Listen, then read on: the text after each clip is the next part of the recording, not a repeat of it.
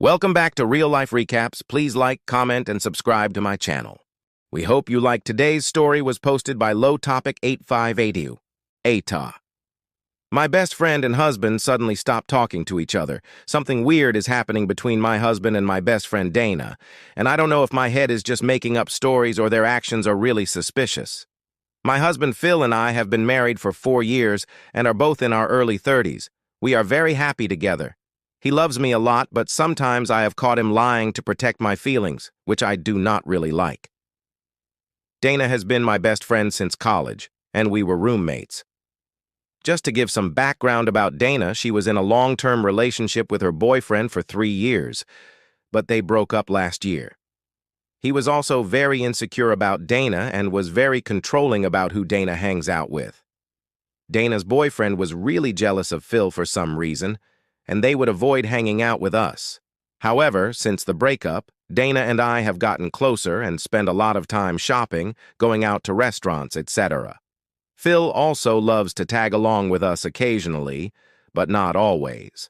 Phil and Dana also get along well, and Dana has told me that if I find another Phil, I need to set up a blind date between them ASAP.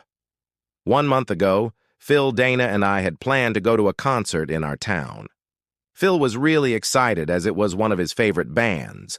I started feeling unwell the morning of the concert and just wanted to rest. Phil was disappointed but told me that we can offer our tickets to our friends, and we can see the band some other time. I didn't really want to spoil it for him, so I called a few of my friends, and my friend Jess, mutual friend with Dana, was happy to go to the concert in my place. Phil still wanted to cancel, but I insisted he went as I would have felt bad if he missed the concert. They all went together and enjoyed the concert. Phil kept on sending me photos all through the night. The concert ended at 11 p.m., but I slept before that due to my medication. When I woke up in the morning, I was alone in bed. I quickly checked my messages, and Phil's last message was at 11 p.m. saying they are leaving the concert and he should be home soon after dropping Dana. I went to the living room, and Phil was sleeping on the sofa in the same clothes he wore to the concert. I waited for him to get up. I asked him about the night and when he returned home. He said that he came back home between 2 to 3 a.m. He said that there were multiple accidents outside the concert venue and the traffic was horrible. He said he dropped Dana at her place and came home directly. I asked him why he was sleeping on the sofa, and he told me that he did not want to disturb me and also was too tired to change out of his clothes. Phil had some glitter on his clothes, but that was from dancing in the crowd at the concert. So he just crashed on the sofa and slept immediately. It seemed plausible, and Dana also confirmed the story. However, the weird behavior started after that night. Firstly, Phil stopped tagging along with me when I was hanging out with Dana. He would come up with the most unbelievable reasons to avoid going out with me when Dana was there.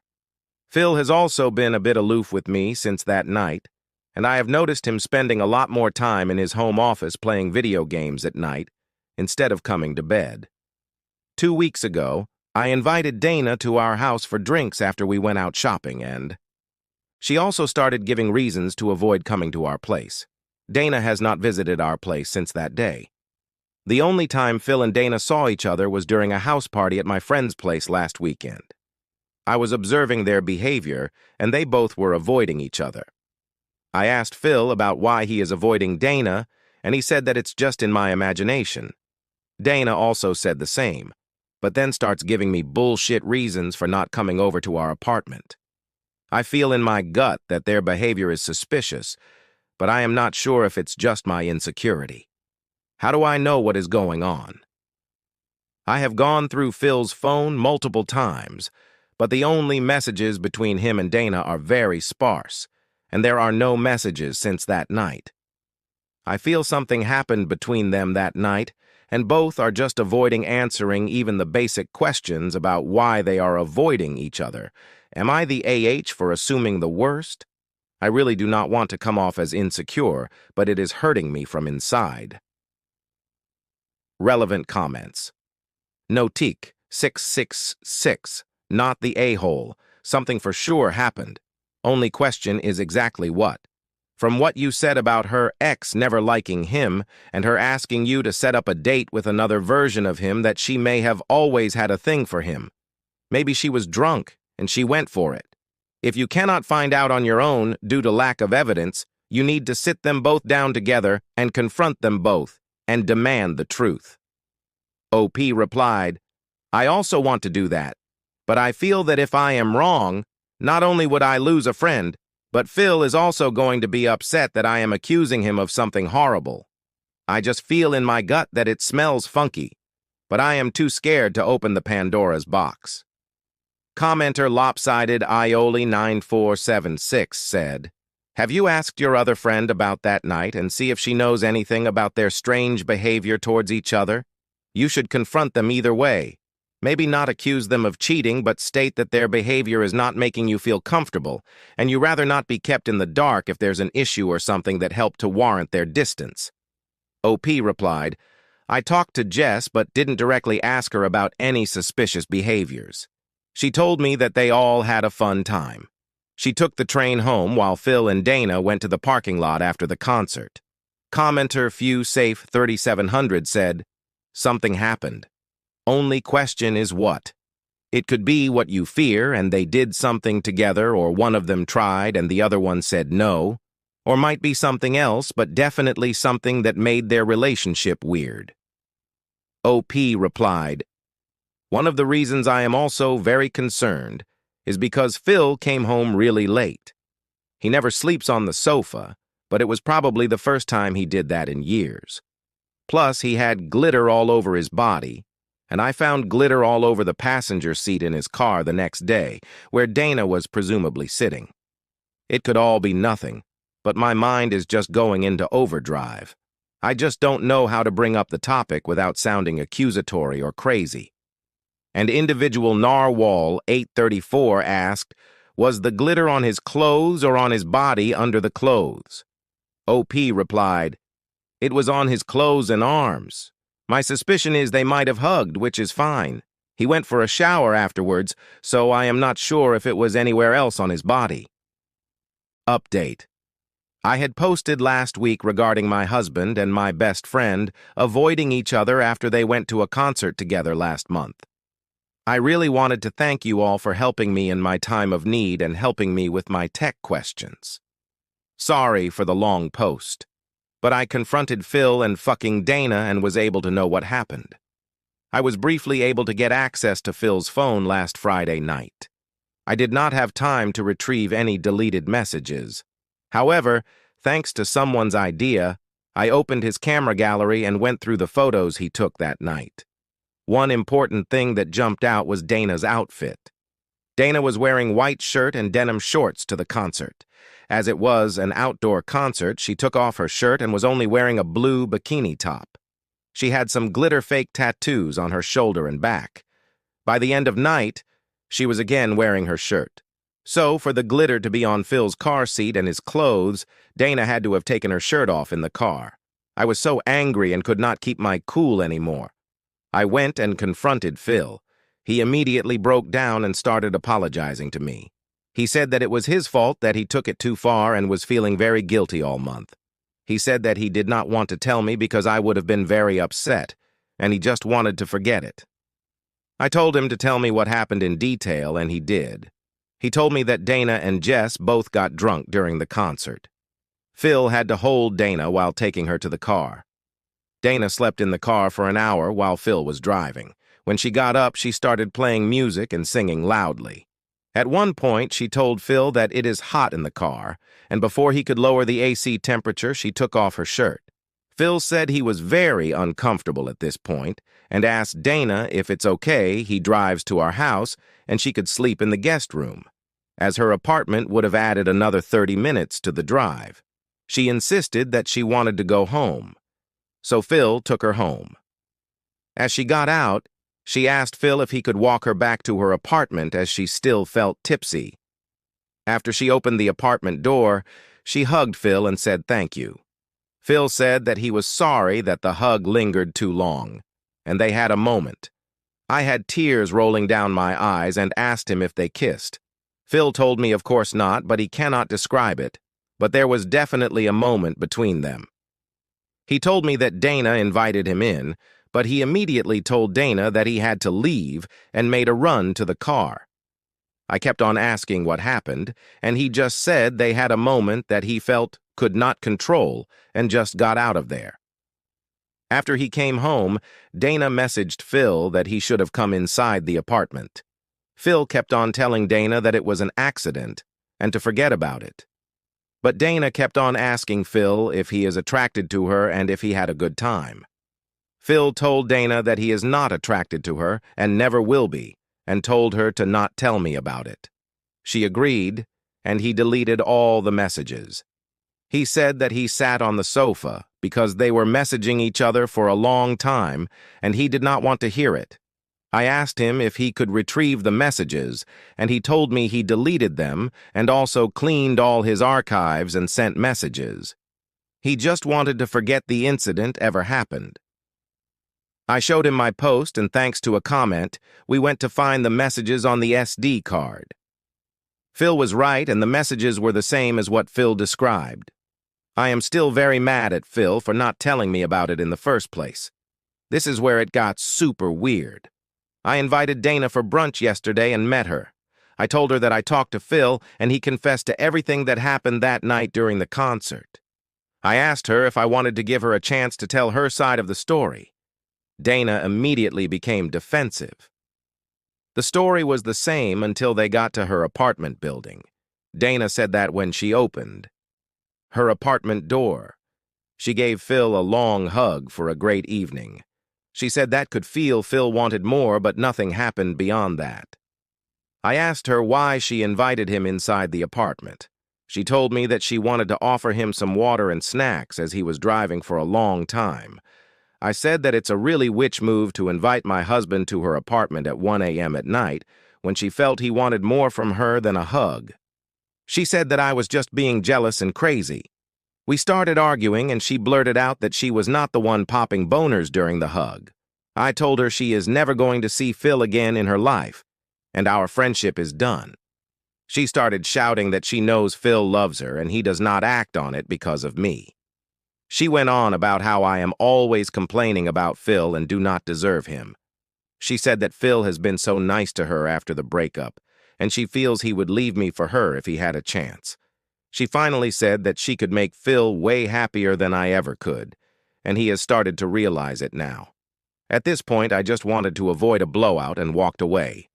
I talked to Phil at night and what Dana said. He confirmed to me that he did become aroused when he hugged Dana that night, and he does not know why. Dana held his hand and invited him in after the hug, and he just ran towards his car. He said he feels guilty about it, but it does not mean he has feelings for Dana. He said he is very happy being married to me and would like to keep it that way for the rest of his life. Although I am relieved that nothing happened between them, it has been hard for me to process my thoughts. I feel mad at Phil for hugging Dana in the middle of night when she is barely wearing anything. He should know better. On the other hand, I feel like an myself that my best friend had a thing for my husband that I had no clue about and pushed both of them to go to the concert together. Winterfront 1431 said, "Make sure you blast Dana to everyone. I'd also go as far as to change both your numbers. I still wouldn't let this go with Phil. He hid it from you, let you hang around this woman, had a moment, whatever the fuck that means, and then proceeded to text her and lie to you more. I'd ask him to set up marriage counseling and to earn your trust back." OP replied, "Yes. I have made it clear to him how upset it makes me feel. He should have seen that Dana taking off her shirt in the car was a big red flag and told me about everything instead of playing cat and mouse game with Dana." Writing Romance added, "Based on his initial unwillingness to go to the concert, I wonder if this wasn't the first time she'd put him in an awkward position." OP replied, "We talked about this. He said she never said or did anything like this before. But he also pointed out that the only time he has hung out with her before was when I was with them." Writing Romance also said, "I'm glad you got to the bottom of it. I have to admit, for some reason this story had my hackles up. Usually I can read these and be objective, but my gut was telling me your friend was being sheastery. OP replied, Dana was a sister to me for all these years. It's always the people you suspect the least. I don't know why she would do it to me. It feels so horrible. L3XG said, don't let Phil off the hook. He made multiple bad calls that night and you and him should work on the relationship. Dana wasn't your friend because friends wouldn't hurt you like that. OP replied, I won't, and am really upset with him. This is not the first time he has hidden stuff from me to protect my feelings. He always tries to make everyone's problem his own and solve them to protect everyone around him. It's going to hurt him someday.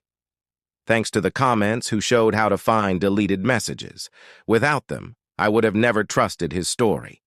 I would like to know your opinion on this whole situation. What would you say to OP? Let me know in the comments section, please. Hello, all sorry, it's a long one. It's been a little while. RIP my inbox. I read so many comments and messages. Many or most of them were helpful.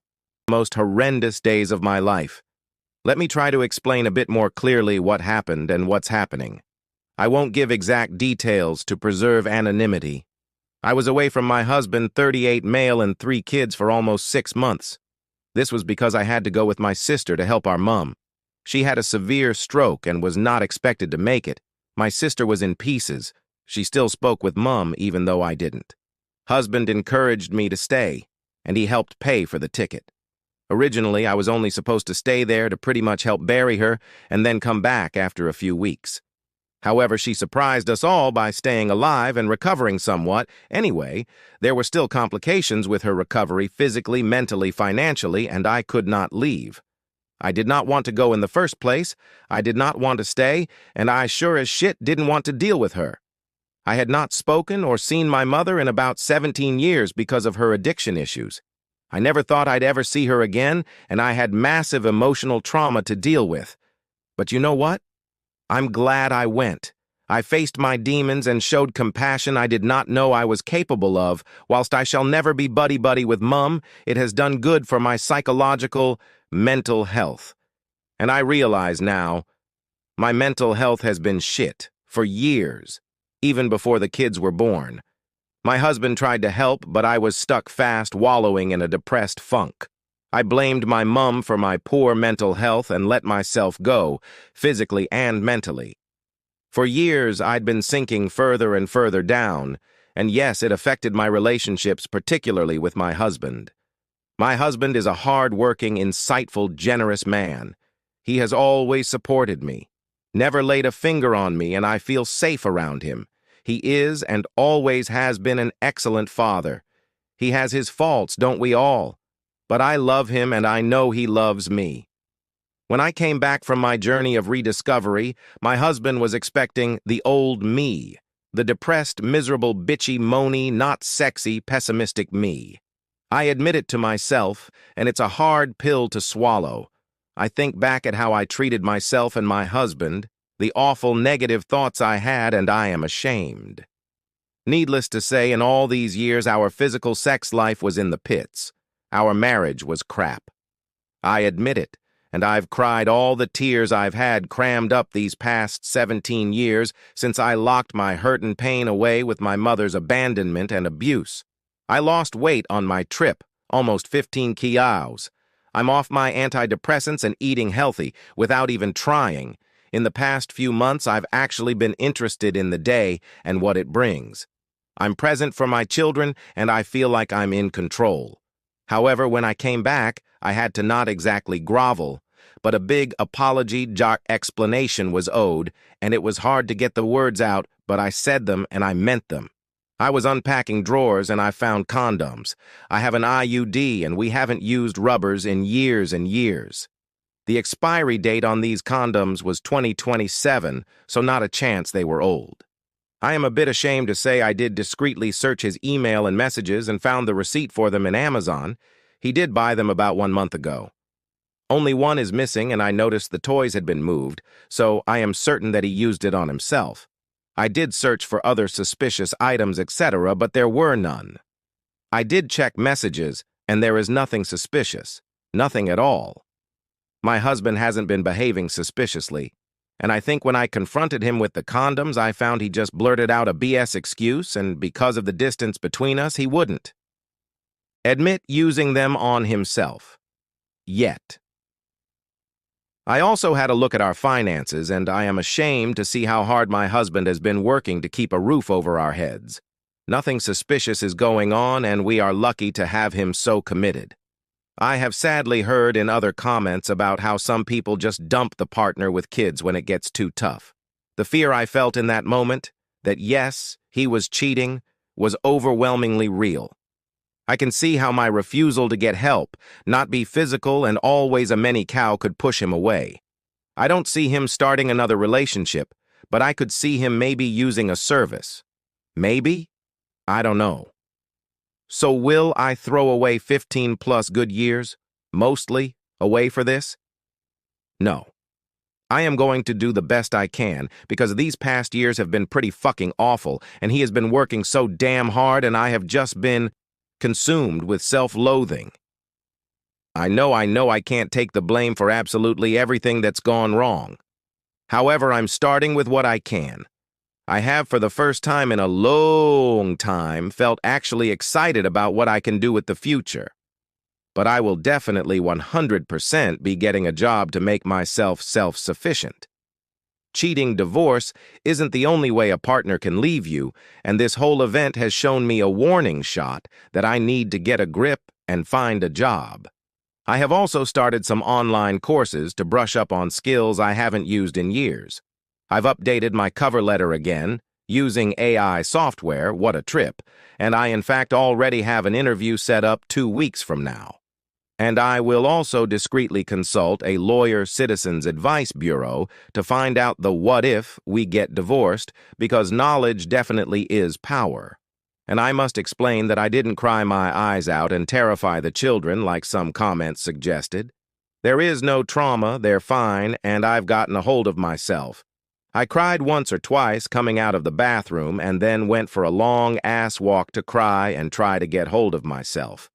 So, one condom missing from a box seems to be the catalyst for my life. Made me look at what is actually of value. Whatever happens, I know I'll be fine. I realize now how difficult things have been for my husband and how I wasn't helping at all. The shame still makes me cry, and I am hoping that's a good thing, actually, because a year ago I wouldn't have given a shit. Just would have done some more self-destructive behavior, probably. Thank you all for your comments. Really, I really mean it. A lot of them helped me shake some sense into me and allow for self-reflection. It is early days yet, but I am hopeful. My husband was smiling at me across the room the other day after I had done something for him, and it's the first time in ages I saw that. He said something flirty, and I felt butterflies. Not disgust and contempt like a year or 2 ago. Anyway, I have rambled a lot, and I'm not going to edit this. Maybe I'll update again, maybe I won't. But yes, again, thanks so much for your help. Married 15 1Rs have had an okay marriage. Went a bit pear-shaped after having 3 kids in 4 years, 9F, 7F, 5M. I found a box of condoms in the drawer after I'd been away for a while. He denies they're his, just said he accidentally found them in a box in the garage somehow. It's a pack of 30 and 1 is missing. I am freaking out, crying my head off. My marriage is over, I think. What should I do next? How do I get a lawyer? I can't afford one. I'm a stay-at-home, part-time working mom with no savings. I don't see us getting through this. He's checked out. I can feel it. Oh, God, the pain, the pain, the pain. I have never felt this pain. People driving by acting normal with their lives, and I am dying agony inside. I want to check his emails, messages, but is that a bad idea? Sorry for the messy grammar. I can't see through the tears. Kids keep asking me why I'm crying. TLDR, found condoms in the drawer. We haven't used condoms in years. I suspect cheating. What do I do next? Location UK. I live in a state that has been reaching 100 degrees every day. I don't have a house with vents, so it gets very hot. I have close to a $400 Arctic King I thought would do us good. So we started to install it, and the heat made every person cranky, my boyfriend included. I'm a very quiet person, so when I sensed he was getting irritated, I was patient with him. My little job in helping was to tear off the pieces of duct tape and hand them to him, and watch the baby who he told me should be fine because she was on the ground with her toys. So I was also hot because I drove my car with no AC just an hour prior.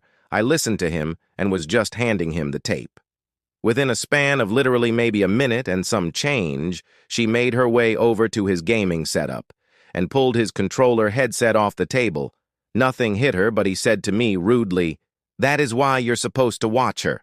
Because if that would have hit her, I would have been pissed." And all I passively said to him was, "I'm sorry, I didn't know she was right there and I didn't know she'd get there that fast." He said that because of that, she has to come up on the bed where we were at, basically. I didn't say anything, but my face was trying to process how I was going to be able to tear tape, give it to him, and watch her or keep her from falling off the bed. So in my mind, I had her close to me. She didn't like that I wasn't letting her trying and fall off the bed. I understand babies are squirmy and that's A-okay. So because she was put in one spot, she would grip my skin, pinch, and then scratch downwards, which I didn't say anything to her for doing that, but I would make the typical "Tess" sound, because baby nails are razor sharp when not cut in a timely manner. He stared at me with an ugly look on his face and said, "She's a baby, she's gonna scratch you, get used to it." And I said that she was pinching and scratching me because I wouldn't let her off the bed, and that it just stings because my sweat and the scratches don't mix well. I left it alone and carried on with handing him tape while he mumbled stuff under his breath. He would often jumble the tape and end up not being able to use it, so he'd throw it down on the bed. The baby would see that, and she'd try to grab the tape. I was able to grab it from her before she'd put it in her mouth. But she got fascinated with me tearing the tape off. She crawled to me and first tried to grab the roll of tape from my hand, and then the little bit I had on my opposite hand. When she did this, he was not watching, and so I calmly and quietly said, "No, just no." He immediately stopped everything he was doing, pulled her away from me, and picked her up. And he said, "You're not going to talk to my daughter that way. If she's such a burden for you to watch, you can get your things out of my room." I went into defense mode and said, "I just said no because she was trying to eat the tape." I spoke to her calmly, and she didn't even stop. That's how passive I was with her. He told me that since I didn't validate his feelings as a father, and that because I was much more busy defending myself, that meant he was right about me having a tone or attitude towards her. Why would I admit to something I'm not guilty of? I'm currently in my first trimester with my first baby, and I'm sick and very tired all the time. He told me to get my shit out of his room. I pay rent and utilities while he buys whatever he wants, and that we were done. So I did. That included a 65-inch TV, a nightstand, and my king-size memory foam mattress that felt like it weighed more than me. I'm sure I'm exaggerating, but I am 4'11" And then an air-conditioned window unit. I told him if I move this stuff that there is no coming back from it, and that he better remember that this was his doing. He has no problems with that. We argued while I moved my stuff, and then I went to my mom's house for a bit because emotionally I was not doing too great. When I came back home, I went to my room, and he would find little excuses to come in and say something until he asked me to help set up a baby pen. I said sure, because I had nothing else to do. When I went in, we fiddled with for a little while, and then he started talking about what happened. "Why did you get so upset when I told you that you had an attitude with my daughter?" To which I replied, "Because I didn't, and you made me feel like I won't be able to be a crucial role in my stepdaughter's life. If you get so irate over a calm no at her, I can't be with someone who's going to yell at me every time I'm supposed to watch over a baby, but not be able to verbally stop her from things that can hurt her."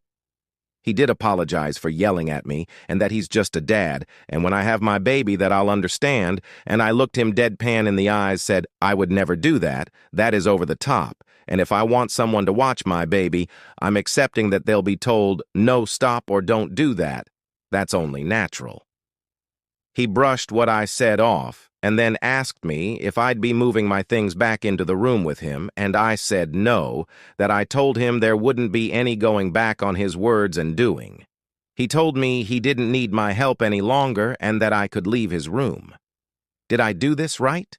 He made me feel so insane for just trying to stop her from putting tape in her mouth. I didn't want her to choke or get the adhesive in her mouth, and it felt like I did the wrong thing in trying to protect her while I watched her and multitasked. I'm really needing advice. I feel so lost and hurt right now. Edit. I really did not expect this post to blow up the way it did. I want to clarify, some people think my post is fake. I wish it were. I'd like to address that. I used to be married to a different man and divorced him last year for abuse. I had a pressured abortion from my ex and was on birth control since.